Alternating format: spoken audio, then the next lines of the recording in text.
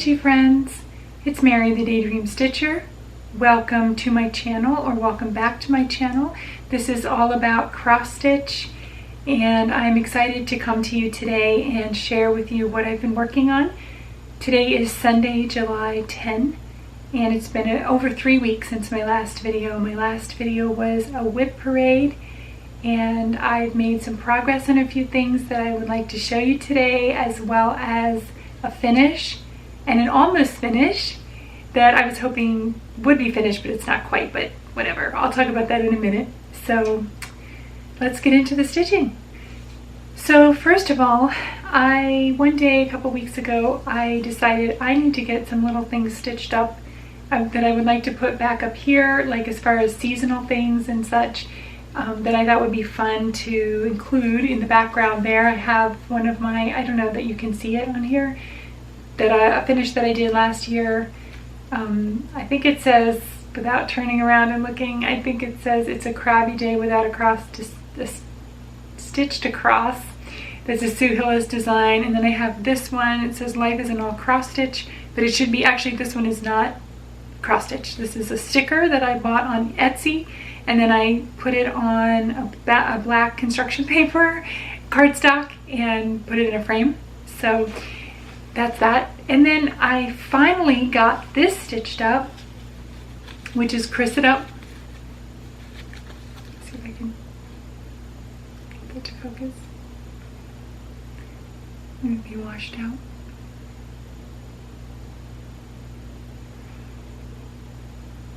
So hopefully this is showing up. This is Criss It Up. This pattern is a free pattern from Man Darcy.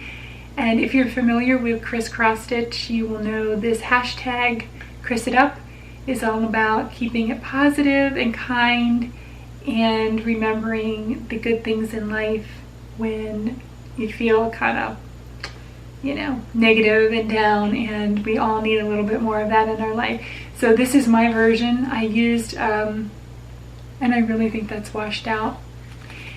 I used a variegated floss that I had in my stash that I had purchased years and years ago off of Etsy. The shop was called The Morning Muse, and I don't have a name or even a number for this colorway. I didn't even check Etsy to see if that shop is still up and running. I'm not sure. It was a dyer in the US, so if you're interested, I can put the info below, but I can't promise that they're still available. But it's really pretty purple and green and blue teal, which is my favorite. So, and that took me just a couple hours to stitch up. It's on a 14 count, and I'm gonna and I'm gonna do some kind of little stand up so that I can just, you know, set it back here and remind myself to Criss It Up on a daily basis. I did have a new start. I don't remember the exact date that I started this.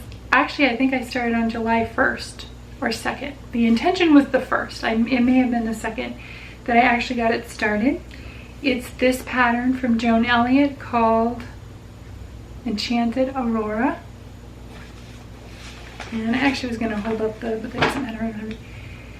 And here is my start. This is done on, let's see if that's going to pick up. This fabric is from Fiberlicious Yummy Fibers, and it's called Midnight Splendor, and it's a 32 count linen. And I purchased this years ago also for something else that I was trying some different fabrics and decided not to, and then I thought this would be perfect for this pattern. So I've been planning on stitching this pattern all along, you know, on this fabric. So I'm really pleased with the way it's showing up. I love those colors on there. They really pop, and I'm really happy with how it's looking so far. So that's Enchanted Aurora. I do not plan at this point to do the 1/1 skin on her. I normally do 1/1 skin on my fancy ladies, but on that fabric, probably not. Stay tuned, however, who knows, I may decide to try it. So as some of you probably know, I didn't stitch much in May or early June, and I got behind on my whip go, and so when I've gotten back into it now, I wanted to make sure to try to catch up on my whip go because I was doing really well with my goals. I was trying to stitch 15 hours on each project on my whip go board, and so actually in May I did not complete my whip goes, and I had for May number 8, which was the Minstrel, and which where was it? The other one I don't see on here. I know it's on here, but my Harry Potter, my Clouds Factory giant Harry Potter, and that one I did like 2 hours of stitching on, and I hadn't stitched on the Minstrel. So I did pull that out in the last week and work on it. I posted a little bit of my progress on Instagram. If you're over there, come follow me if you don't already. I love seeing what everybody's working on over there. I would love to follow you back. Just, you know, let me know and what your name is, and I will definitely watch out for you over there. So the Minstrel is a Teresa Wentzler pattern, and this is what the finished product looks like. Unfortunately, this is now out of print, and it's still floating around a little bit on the secondary market, but I think it's, you know, not always up. So keep your eyes open if you're looking for it, because it does pop up sometimes. So I'll make sure I put my dragon. Yeah. So this is where we are. I think I need to hold it this side because my microphone is over here, so I don't want to cover myself, my voice. So I worked mostly, really all on the tree. The tree, I filled in this tree trunk, which really was, there was little to none down here. So this tree trunk was filled in, and I worked some more on the leaves, filling in these leaves, and I did a little bit of work on the Minstrel. And that was very slow going for me. There's so many blends, and I guess they would be called confetti stitches. I don't know if it's confetti in something like this. I suppose it is. It felt like it. It felt like they were kind of all over the place. And it's interesting because these, to me, as far as color, because the tree trunk has a lot of purple actually blended in with it. So it's a lot of purple and then like a light brown.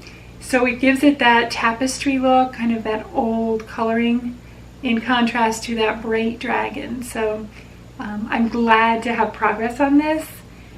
I really enjoy it once I get going on it, but it's a pattern, it's a project that I don't tend to pull out, you know, and like get going on. So I didn't put it down really for 5 or 6 days. I mean, I didn't swap to something else because I knew that it would be a while before I got it back on my Q-snap again. So I did, that was 10 hours actually. I didn't complete my 15. So I did make good progress though towards the 10 hours. I mean, towards the 15 hours. So next up is my, well, it's another dragon. And this one is called The Lecture. This is a pattern that I got on Etsy from a designer called Lola Lotta Shop. And she's no longer on Etsy. I'm not sure. I think they were a Russian shop. But this pattern is still available on Julia's Cross Stitch Club. I'll put the link below if anyone's interested. It's usually a pretty popular pattern when I show it. And I think you guys would like it. This is what it looks like when it's finished. This is the picture. I just wanted to mention, do be aware that there are some kits on Amazon that are knockoffs that are not legally licensed. There is one specific brand. I don't know if I want to name them here. They're very prolific and they are on Amazon, and they have like their own website. And I think a lot of you, if you have been stitching for a while, have come across this and are aware. But at the same time, I have seen some stitchers talk about them as if they were legit, and without sounding too preachy, you know, it's too bad that Amazon is allowing them to sell on their site, because they are ripping off these designers because they're not getting anything for those. So do be aware, if you find this on Amazon, it's not the legit chart. The legit chart is at Julia's Cross Stitch Club. So anyway, here's where I am. And do I have it the right way up? Yeah, it's wrinkly, and I'm sorry. I should iron these things.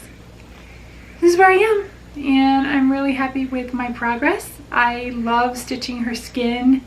I am doing the skin. Am I doing the skin 1/1?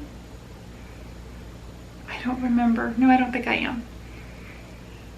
But I love it. I think it looks awesome, and lots of fun backstitch. There is so much backstitch just in that book alone.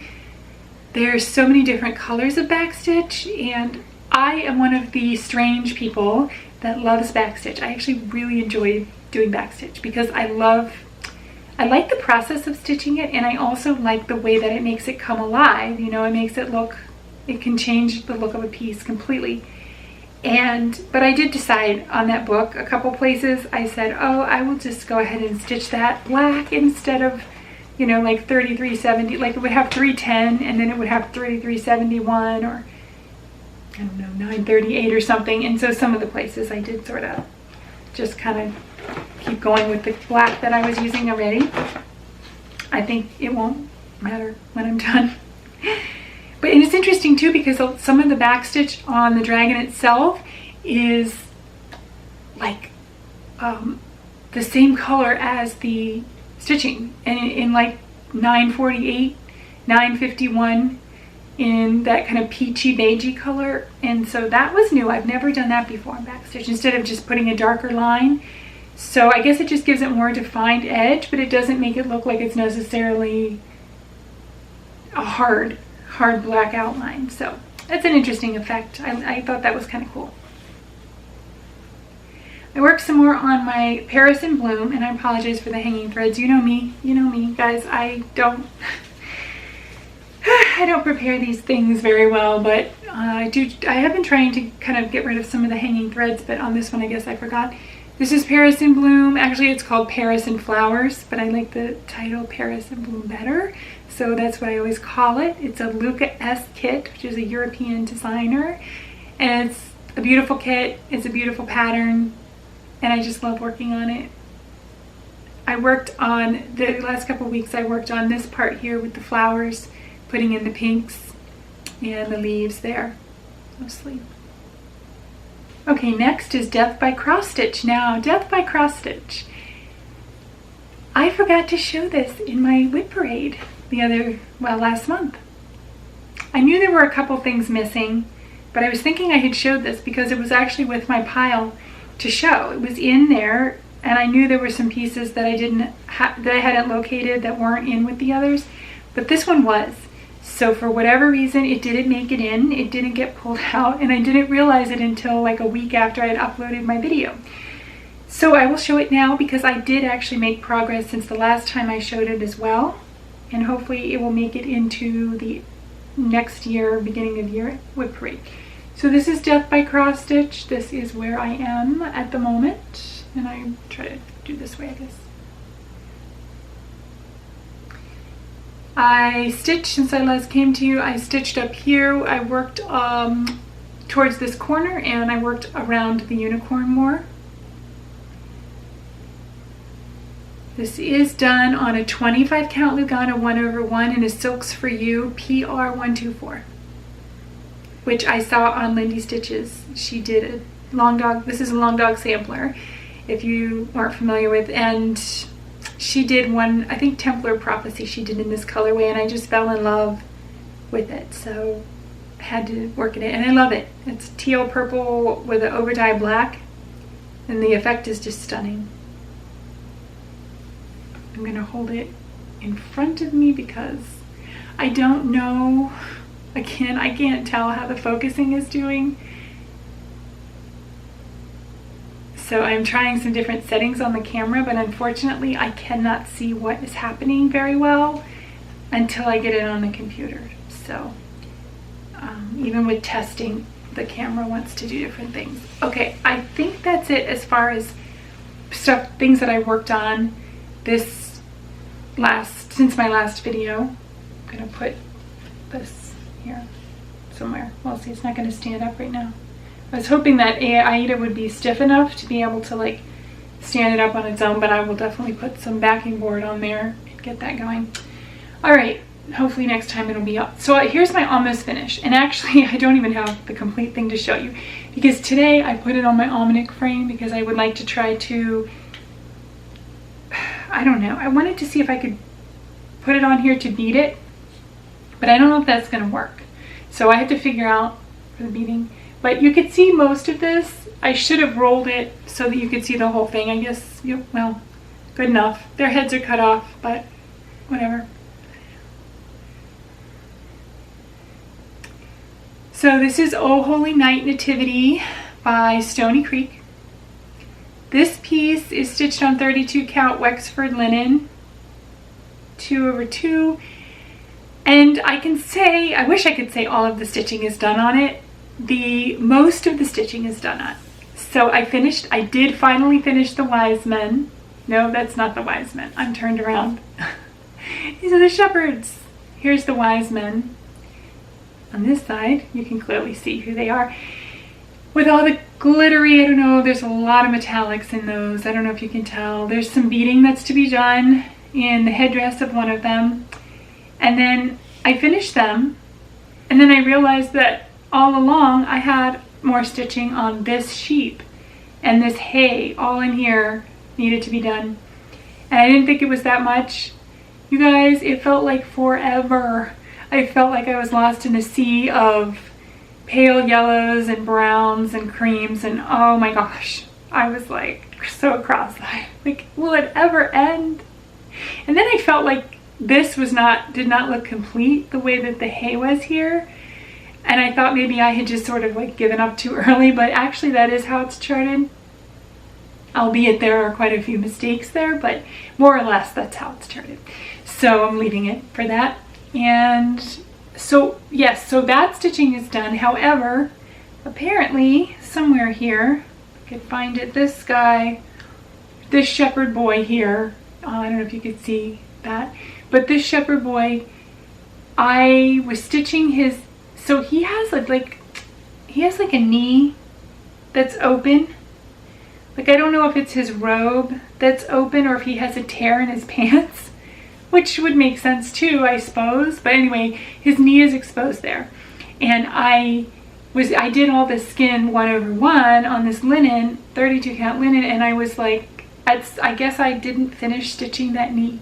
So there's a gap there, and I think this is his hand that is not stitched either. So yeah, that needs to happen. I'm gonna have to, I think I know what colors I used on that skin, but I have to color match it under my lamp and make sure. I have really enjoyed playing around with different skin tones for this. When I started this piece, and I can't remember, I think it was in 2017, could have been 16. I can go back and check for sure next time. But when I did start this piece, it was important to me to make this a diverse piece because the skin tones are pretty much all the same, more or less. And so I looked up is it Lord Libyan? I'll put that down below too. They've got a great chart on different skin tones and highlight, low light, things like that. So I used that chart, and I really enjoyed playing around and making different people. And I wanted, it's too bad I left it like this because I wanted to show you this wise man up here, and I will next time because next time it will be finished. I think I can confidently say that now. It will be not fully finished, but it will be finished, stitched, and bead, okay? And I will show you this dude because I love him. He's awesome, and he's got these bushy white eyebrows, and he's my favorite. So that's Oh Holy Night. I hope that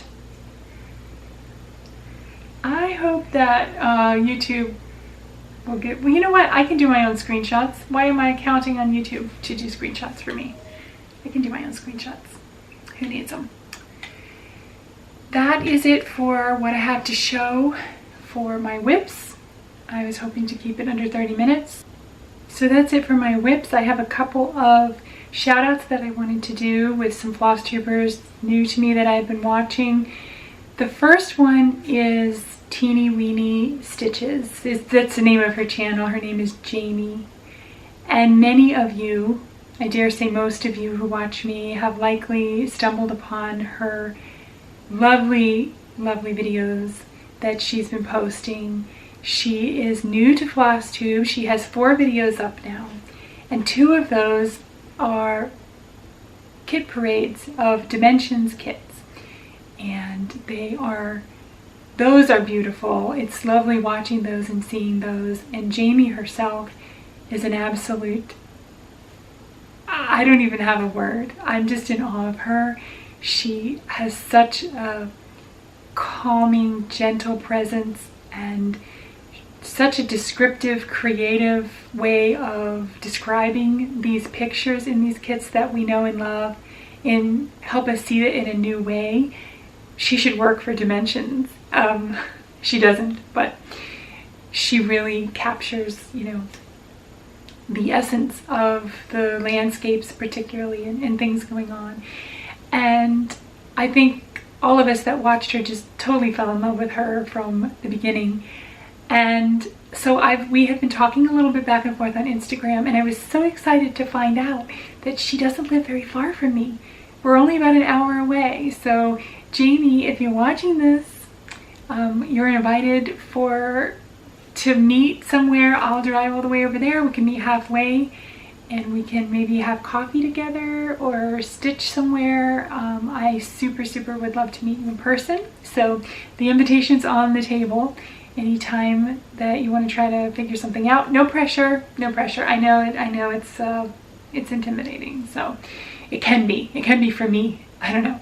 So, but if you have missed Teeny Weeny, please go check out her channel. Her channel is named after her dachshunds, who are really cute. She recently put pictures of them in, and sometimes they pop up and make an appearance. So they're awesome. And Jamie also she homeschooled her kids, which I do. I'm a homeschool mom. And then she also had a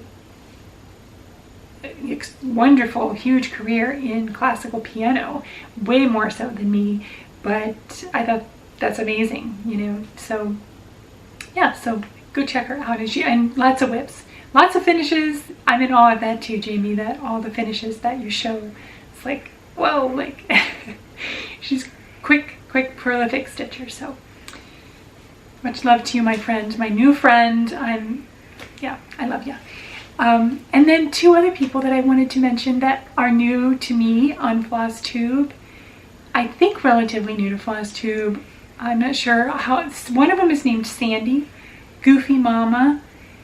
I hope I have that right. It might be Goofy Mama Stitches. It will be below. And Sandy is new to me. I think she has, a number of videos. I'm not sure when she started them, but she stitches such happy pieces. Her pieces are so the things that she chooses are so colorful and happy, and words that we need reminders of things, that I need reminders of happy things to remember. And I so appreciate the things that she shows. Many of them I've never seen before. She just uploaded a video with finishes that she's done over the years. So many finishes, lots of seasonal things, and I really enjoyed that. So she doesn't have, I think she has around 300 subscribers right now, so I know she would love to see you over there on her channel. So if you have time, please go check her out and go look at her happy finishes. So, and then the third one is, the channel name is Stitching Faye, and she is Heidi, and she is in Southern California. And she stitches mostly fancy ladies. She has some other things as well. She has a long dog, I think that's finished, as well as other pieces.